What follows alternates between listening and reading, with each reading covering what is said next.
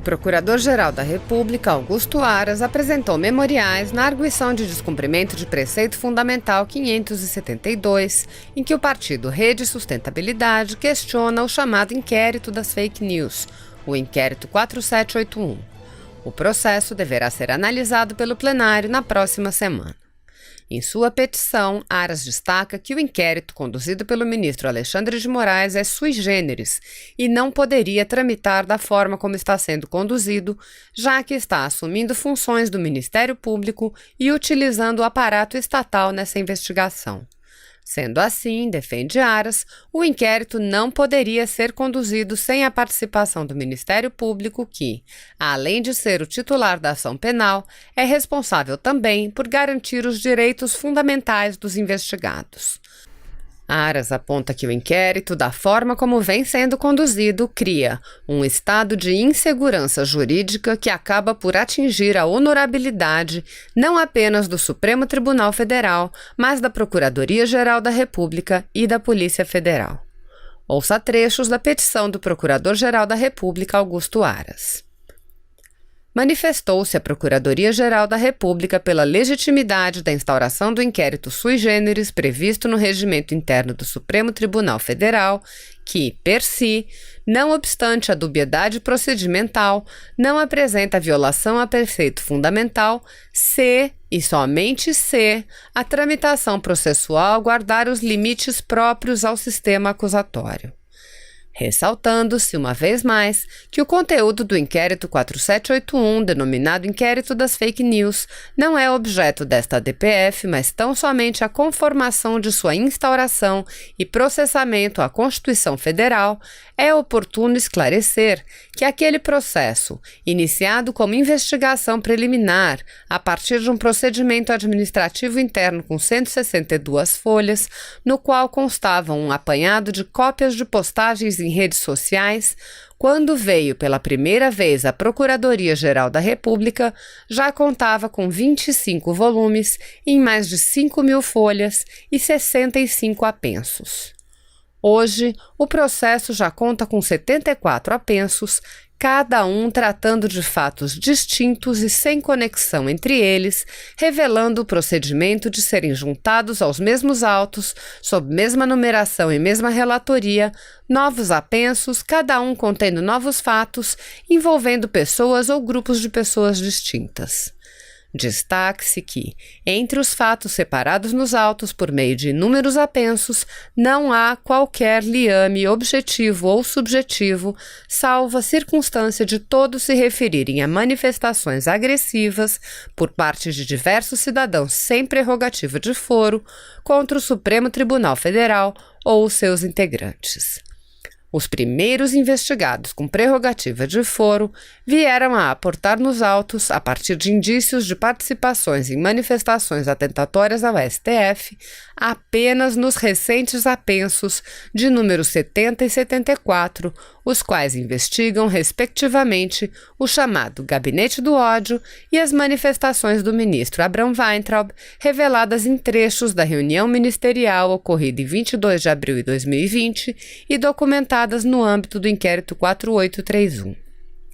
Mais de 90% dos autos do inquérito 4781 já foram declinados para a primeira instância ante os elementos coligidos para as providências cabíveis, inclusive com a participação da Procuradoria-Geral da República, subsistindo menos de 10 dos aludidos apensos ainda em tramitação perante o Supremo Tribunal Federal.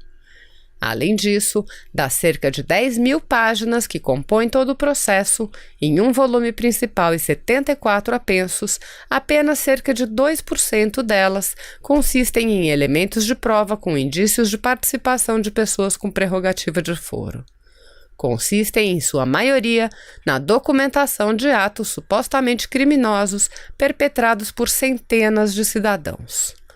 O procedimento de gradualmente serem acrescidos inúmeros apensos ao inquérito 4781 para a investigação de fatos novos, embora abarcados no escopo delineado na Portaria 69, acaba por reforçar a argumentação do Partido Rede Sustentabilidade, no sentido de que o ato atacado nesta DPF acabou por instaurar procedimento investigatório com objeto aberto.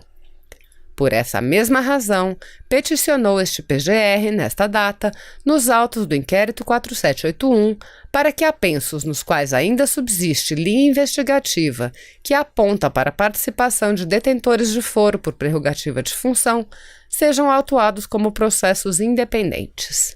Após manifestação meritória nesta DPF e manifestações no aludido inquérito 4781, contrárias à realização de diligências contra cidadãos sem prerrogativa de foro no STF, que exorbitariam de uma investigação preliminar, revelando-se desproporcionais a uma investigação prévia, a excepcionar a condução pelo juízo natural, surgiu fato novo, motivador do pedido cautelar incidental de suspensão daquele procedimento investigatório até manifestação do plenário da Suprema Corte nesta ação de descumprimento de preceito fundamental.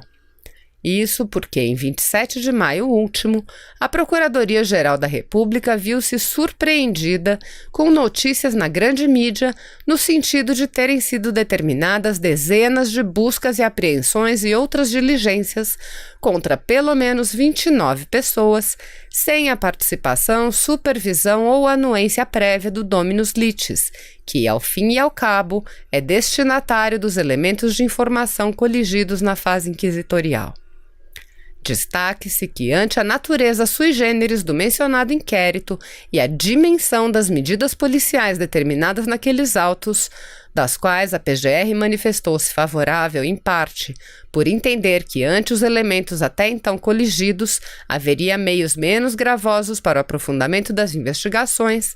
ante a superveniente realização de diligências determinadas por iniciativa do ministro relator, entendeu este PGR que, para se conferir segurança jurídica e mesmo preservar a rigidez dos elementos probatórios, seria necessária a suspensão do curso daquele inquérito, não só dos 2 apensos nos quais determinadas as diligências, mas de todo o processo, até que o plenário do Supremo Tribunal Federal pudesse definir os contornos desse inquérito atípico instaurado no âmbito da Suprema Corte, que não pode ser compreendido com auspícios inquisitoriais. Assim, ao entendimento de que, no inquérito 4781, configurou-se investigação criminal sui generis com objeto demasiadamente ampliado e com a determinação de diligências próprias de polícia judiciária contra investigados sem prerrogativa de foro, desproporcionais a uma investigação administrativa preliminar, surgiu novo contexto com o aprofundamento da insegurança jurídica que cerca o aludido inquérito e risco de nulidade de provas nele coligidas ante a inobservância do sistema acusatório. Tal evento reforçou a necessidade de exame do objeto desta DPF pelo plenário do Supremo Tribunal Federal para serem definidos os contornos daquele atípico inquérito instaurado no âmbito da Suprema Corte, conferindo legitimidade e segurança jurídica a tais inquéritos criminais instaurados de ofício. A participação do Ministério Público faz-se necessária não só porque é o destinatário precípuo dos elementos informativos colhidos em qualquer tipo de investigação criminal, como também porque, como custos iuris, deve assegurar o respeito aos direitos fundamentais dos investigados, principalmente diante de medidas restritivas de direito. Portanto, investigações preliminares não transitam diretamente entre a autoridade judiciária responsável e o organismo policial designado para prestar auxílio na condução da investigação, a Polícia Federal. A supervisão do dominus litis é indispensável.